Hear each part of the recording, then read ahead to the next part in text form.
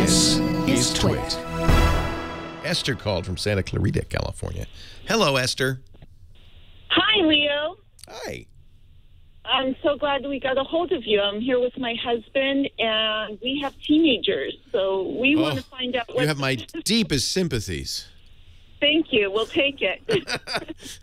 My daughter's 22 now, and my son's 19, so I'm almost at the end of this. I'm waiting. Horrible phase. 2 girls. Yeah. Oh, 2 girls. Yes. Oh, Lord. So we want to find out the best way to monitor their internet use and their phone use. Young teenagers or older? How old? 16 and 14. Yeah. So as they get older, it gets harder to do this, of course. A 16-year-old, you can do anything you want in the house. She just goes to her friends. And, and you're out of luck.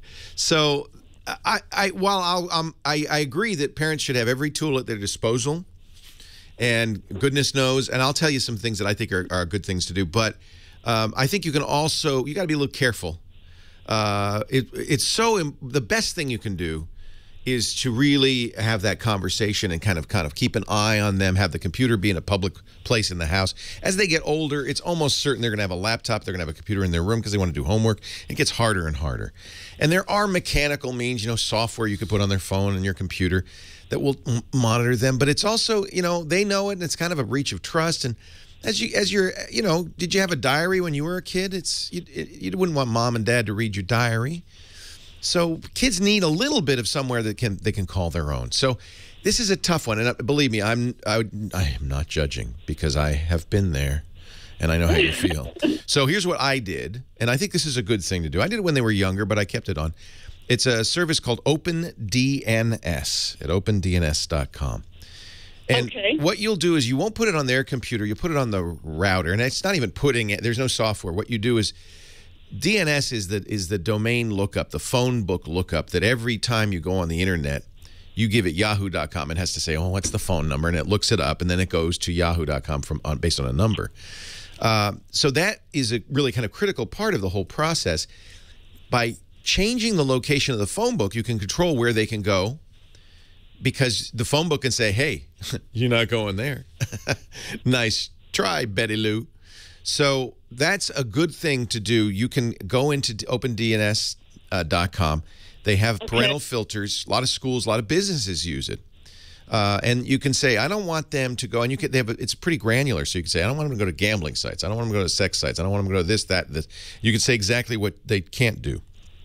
Okay. You can also, and this is very handy, set schedules for when the internet can be used. I found that the most useful with a teenager because a 16-year-old, they'll stay on all night. And then come 7 a.m., they got to get up for school. They're, I just went to sleep 2 hours ago. And that's, that's painful for you. So I think having a time limit, say, we're going to turn off the internet at 10 o'clock at night. I always did that. You can often do that in the router, too. The router may have schedules. Now, monitoring the phone, that's almost impossible. That's much more difficult to do. And that's why I say this is limited because they all have other computing devices with their own connections now. Right. So it's kind of, I think by the age of 14 or 15, if they want to get around it, they can, no matter what. I hear you. So really it comes down to having nice conversations with them. Now, if they're in trouble, that's another matter entirely. And, all bets are off as soon as you know the kid is in trouble of some kind, getting in with a bad crowd or using drugs or drinking. Then I think you have every right to get very aggressive and say, look, I want to know all your passwords. I want to know your Facebook password. I want to, it's my job now to keep you safe. But until they get in trouble, I think then it's best to have the conversation. There are contracts. Safekids.org has internet contracts you can do with your kids. I think that's a great idea because it makes it explicit what your expectations are of their behavior online. I like that idea. Yeah, isn't that nice? You can say, hey, look, we want to sit down. We know you're going to use the internet. You need to. This is your future. To be skilled at the internet is going to be absolutely imperative in any job you get. So we don't want to restrict your internet access, but we want you to act responsibly. It's part of the job.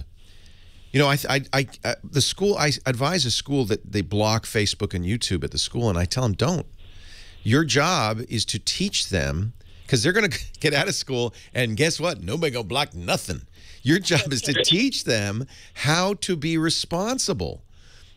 with access to it. That's the job. If you block it in the high school, they say, well, we don't want them watching YouTube. Well, then you need to make agreements with them, and you need to have punishments and consequences.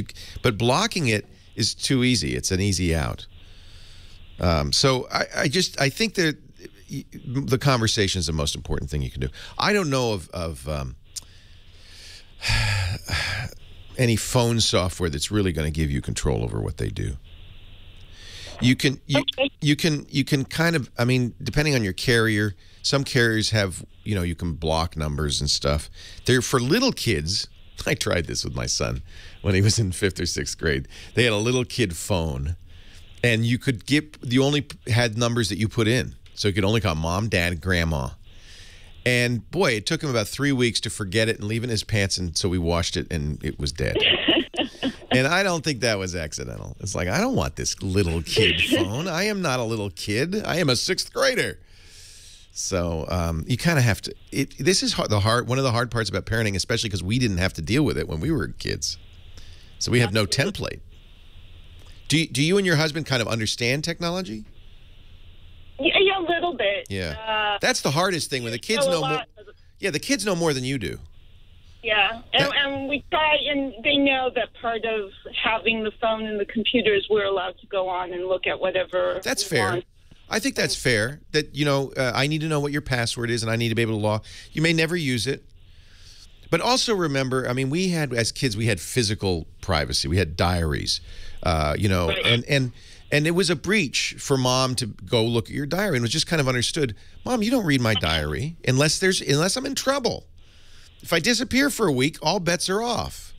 By the way, one of the best things about them don't tell them this.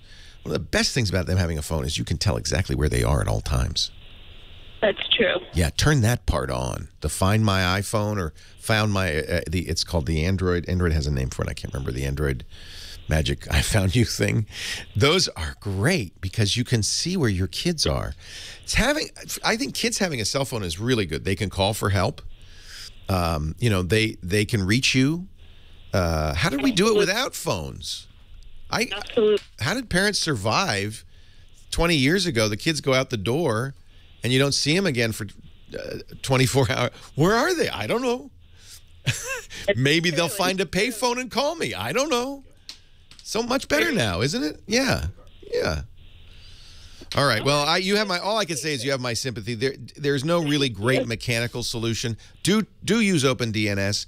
I think it's a great idea to have curfew. Maybe some families do a screen-free Sunday or some day of the week where they're just no electronics allowed. We're gonna have to actually talk to each other. That's a nice. There's all sorts of ideas. SafeKids.org has some good ideas too. Thank you so much. Yeah, Esther, I completely understand, completely sympathize. Thank you. I admire you it's a tough thing to be a parent of teenage girls. Oh, man. But you'll make it. And then, you know what?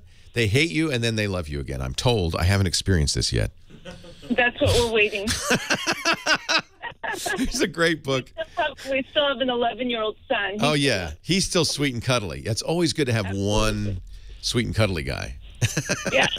Thanks, Esther. Good luck. It's hard. I know. It's challenging. And the tech guy doesn't really have a perfect answer for you because tech isn't the solution. This is a social issue, isn't it?